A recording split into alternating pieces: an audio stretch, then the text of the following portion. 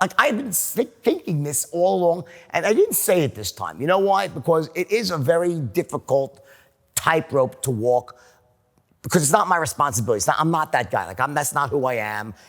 I'm not here to bring the news to the world.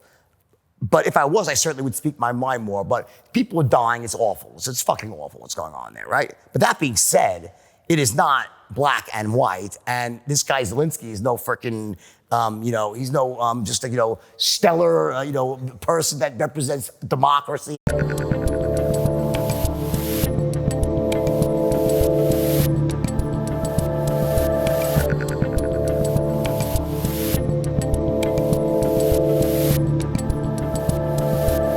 Not that I want to give these freaks any ideas, but when they bring COVID back, I just know they're bringing it back.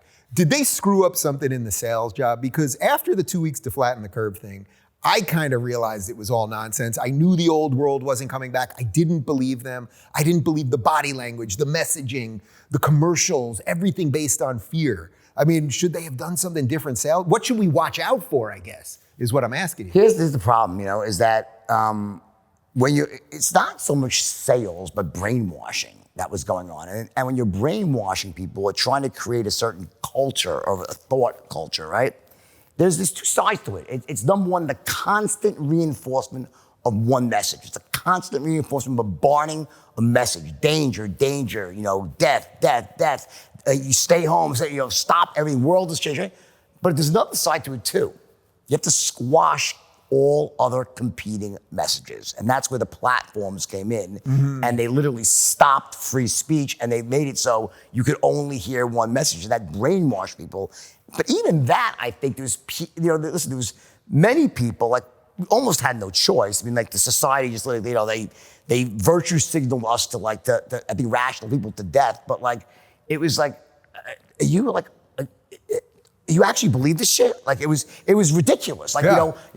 Am I gonna believe my eyes or the nonsense I'm hearing in the press? And by the way, it's still going on right now with other things. It just shocks me, like, the lack of legitimacy on TV with the news. It's like, what do we do? What do we do about it? I mean, that's literally what my show. Like, what's going on with Ukraine? Like, yeah. I think what Putin did was terrible, but there's more than one side to the story, for sure. Yeah. And it's awful. It doesn't mean like that that he shouldn't be, thought of as, as a bad guy for invading a country, but it's just like, I don't know, like, Oh, so you're a Putin apologist. Yeah, exactly. Is that I'm a Putin it? apologist. That's it, Belfort? Putin. Yeah. You said something with nuance. I know. What are you, nuts? But I saw a really interesting interview on Tucker, and I knew that before. Like, I've been thinking this all along, and I didn't say it this time. You know why? Because it is a very difficult tightrope to walk, because it's not my responsibility. I'm not that guy. That's not who I am.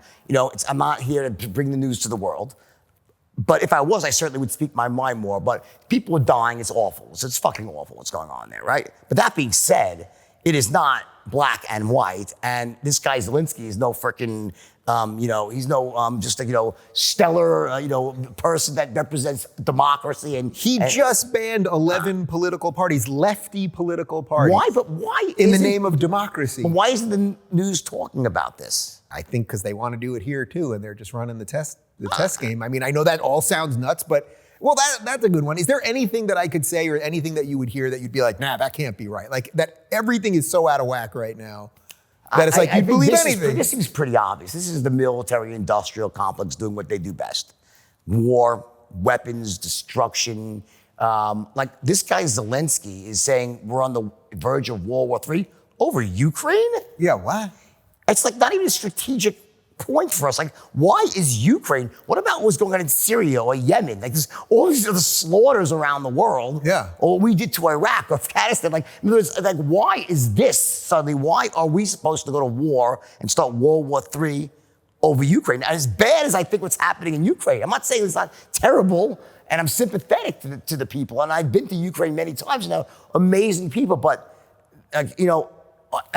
I'm not interested in starting World War III over this. What do you make of how they changed the messaging so quickly? So, like, the State of the Union, it's like Biden does a half hour on Ukraine to start. As he's standing in there with no masks, Pelosi behind him, she's 900, he's 800.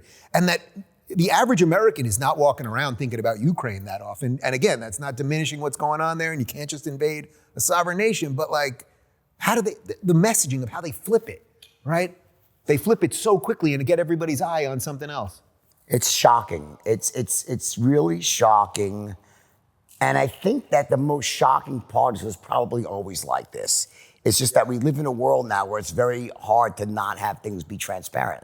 The manipulation was always there. We always long for the days of Walter Cronkite. He was probably just as bad.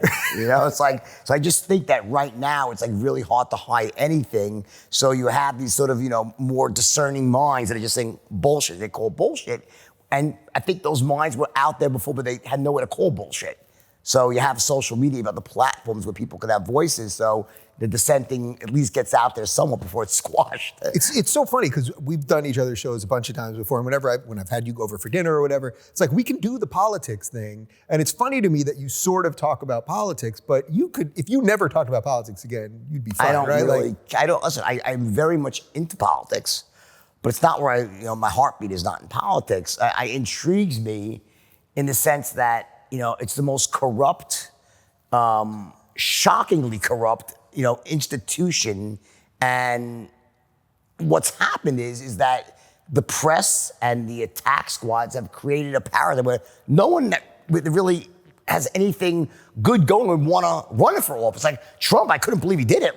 Maybe he didn't realize what he was getting himself into, but why would you run for office? It's just the most evil thing that it's like they dig up any dirt that you have. They just it's all about undermining you, tripping you up, discrediting you. It's shocking. It's almost like the Gestapo is on both sides, just trying to destroy propaganda. And it's not about truth, and it's not about making the country a better place. I really think that the U.S. is seen its better days and ain't coming back. Really? I don't think so. So do you see any way out of this? To me, I see that there'll be pockets out where we are right now. Miami is the future. Florida is the future. I think there's like a base there and all the people moving and they get it, why they're moving here, tech's moving here. I think there's a bullish attitude here, but I think a lot of it is gone. Do you think it's gone altogether, or it's just going to slowly disintegrate? Let me restate that, what I mean. So what happens is rich people that, not just the rich, but just people that make money, they're always going to make money and they're always going to live good lives. They're survivors. People that are going to be really poor are always going to be dirt poor because they have a dirt poor mentality. They don't want to do anything to get themselves out of poverty.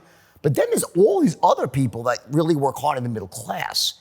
Those are the ones that are getting squeezed the most. Those people are having the American dream robbed from them. So to me, it doesn't matter to me at all. It doesn't matter. You're always going to make a lot of money. You're at that point where you make a little bit more. It doesn't matter. You get the life you want. But I think what happens is it's the people in the middle that really, really suffer. And the dollar buys less and less. Job opportunities are becoming scarcer and scarcer. And this wokeism, I think, is the death of so much liberty in this country. And it's like, I look at this classic, to me, is the picture of the swimmer. It says it all. You look at her, she's 7 feet tall, and the little girls are cowering, and people just don't stop that. The country has lost its moral compass. She has a penis, by the way. She does? She has a penis. She has a penis still? Yeah, she's still got the penis. So the girls in the locker room are not happy because she walks around and she's got a penis. Really? And we're saying she, right? Because you're trying to be respectful at some level. It's like a rudder maybe when she swims. That's funny. But something, you know what I mean? It's like you're trying to be respectful. I know you are.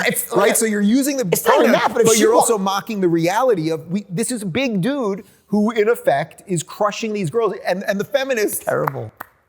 Here's the thing though. You have a daughter around that age, right? Why do I call her she? No, if she wants to be called she, I'll call her she. It doesn't bother me. I don't care. Yeah. If you want to be called she or a big fat galoot, I'll call you that too. I don't care what you want to be called. I don't care about labels like that. So that makes her happy. Yeah. That makes her happy. I guess some people will say no, she's a he, and I won't refuse to do it. I don't care. I'm sympathetic. I want her to be as happy as she can, or whatever you want to call her, right? But now it's at the expense of those girls. But now this is just nonsense. It's fucking pure nonsense. Yeah. And if you don't know that, you're sick. You're crazy. If you don't know that that's patently unfair, it's beyond obvious. It's patently ridiculous. How could this be allowed? If you're looking for more honest and thoughtful conversations about lifestyles instead of nonstop yelling, check out our lifestyle playlist. And if you want to watch full interviews on a variety of topics, check out our full episode playlist. They're both right over here. And to get notified of all future videos, be sure to subscribe and click the notification bell.